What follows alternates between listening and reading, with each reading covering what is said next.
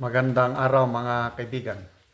Ito, bigyan ko kayo ng update tungkol sa nangyayari sa Davao City.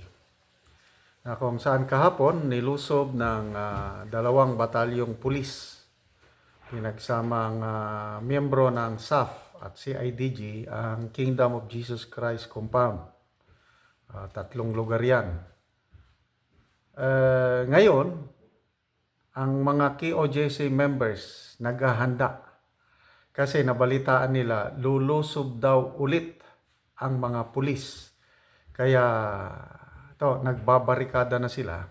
Yung unang paglusob kahapon, raid, surprise, madaling araw. Kaya hindi nakapaghanda ang KOJC.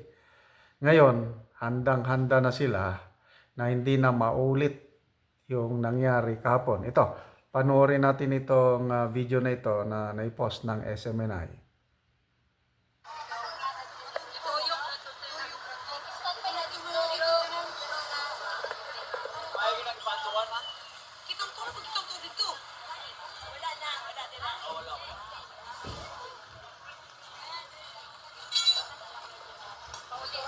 Sige pangina si tita og kanang speaker ba para dai mic announcement. Okay, dili gamay kay nanti speaker gyud. Hawa mo dili kana mo tagan mo ala ba baka ano sa karo. Speaker lagi. Tira set up your own.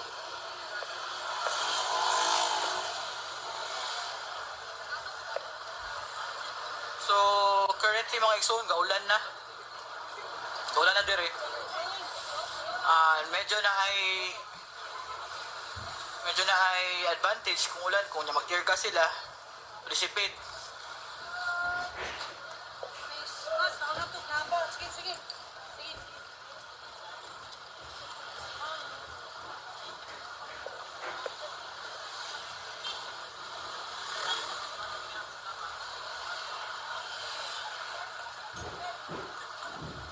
Malak, dire. Situation dire na ay bus na naka-tank. Mga sakyan na before the layer sa mga tao. So naibas,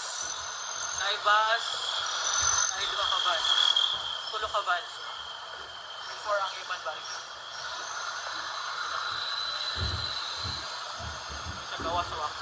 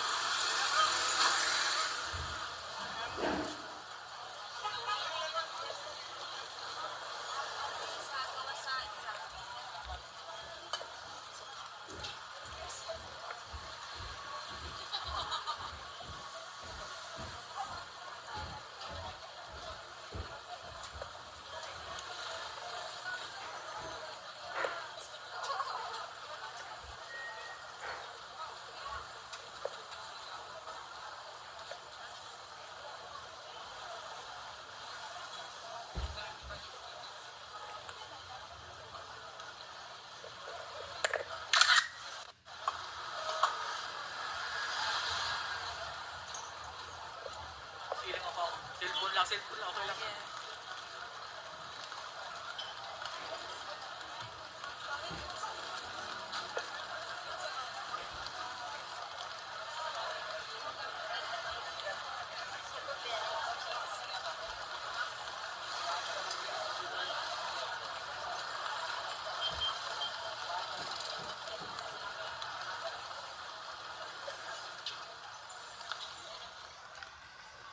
Okay, so makita nyo na nakapayong ang mga nagbabarikada. Umuulan at sabi nga ng isa kanina, yung vlogger siguro yun. Mas mabuti kung umulan para kung mag-tear gas yung mga pulis, mamenos ang epekto ng tear gas sa mga tao. So, may layers of barricade, mga sakyanan muna, nasa unahan, tapos human barricade. Okay, yung nangyari kahapon, tatlong properties ng Kingdom of Jesus Christ ang ni-raid Davao, sa Mal Island, din sa ata, Sarangani. So, hinahanap doon si Pastor Apollo Kibuloy. Kailang ang nangyari, umuwi ang mga pulis na luhaan, wala silang nakita nga Pastor Kibuloy. Yung helicopter, dalawang helicopter na may sakay mga pulis. Ang nangyari is hindi nakalapag. Hindi nakalapag sa property dahil mabilis ang mga members ng KOJC, naglagay sila ng sakyanan o anything doon sa landing area, landing zone, na pigilan nila ang paglapag ng mga helicopters. So, ano pa?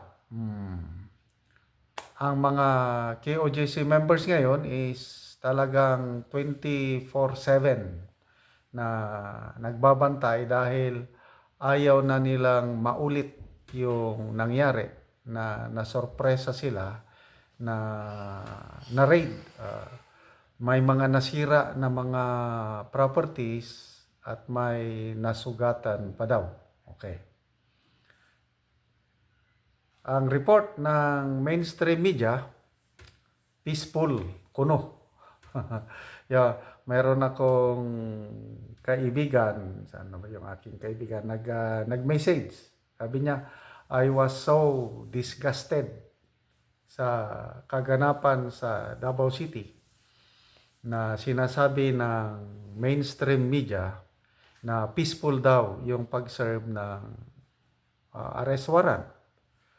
Nabasa ko naman sa Philippine Star, it was the police, yung spokesperson ng PNP Regional Office 11. Siya ang nagsabi na peaceful. Kailang nilagyan ng quote-in-quote peaceful. So, depende na kung ano ang perspective ng kung sa tingin ng pulis, peaceful yung ganong pangyayari. Peaceful sa kanila. Kailan sa ordinary citizens na nanonood, nagmamasid sa pangyayari, ano yun? Iba na. Yun din, yung isang issue, yung overkill. Sabi ng PNP Region 11 is hindi naman daw overkill.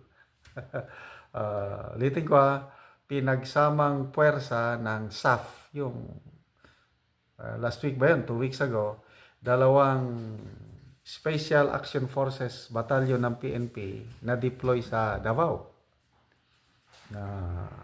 Ang tingin ng iba, yun na yung paghahanda sa pag-aresto kay PRRD once na ma-issue ang warrant of arrest galing sa ICC.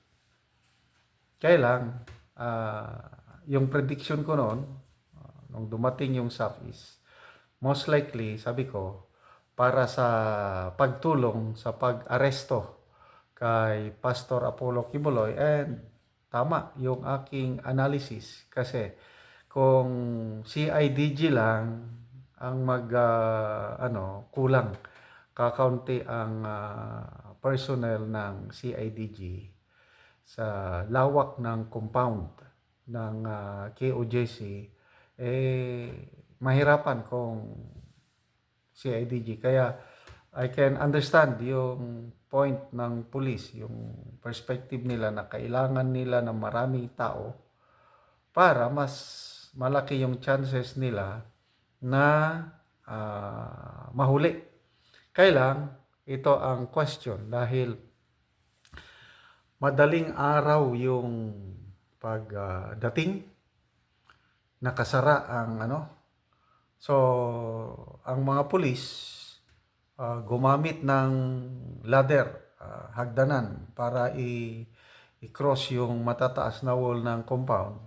So, yun na, nabulabog na ang members ng KOJC. Kaya yun, gulo at reports is may nasugatan pa daw ng mga KOJC members. So, yun po ang kaganapan. So, sana wala nang masaktan. Kung babalik man ang ating kapulisan, see to it na yung talagang peaceful. Hindi yung peaceful na may nasasaktan at may yung nagkakagulo. So, good luck sa mga KOGC members sa paglaban sa inyong karapatan na dahil compound nyo yan, dapat sundin ng pulis kung ano ang proseso, hindi yung ganyan na magkakagulo.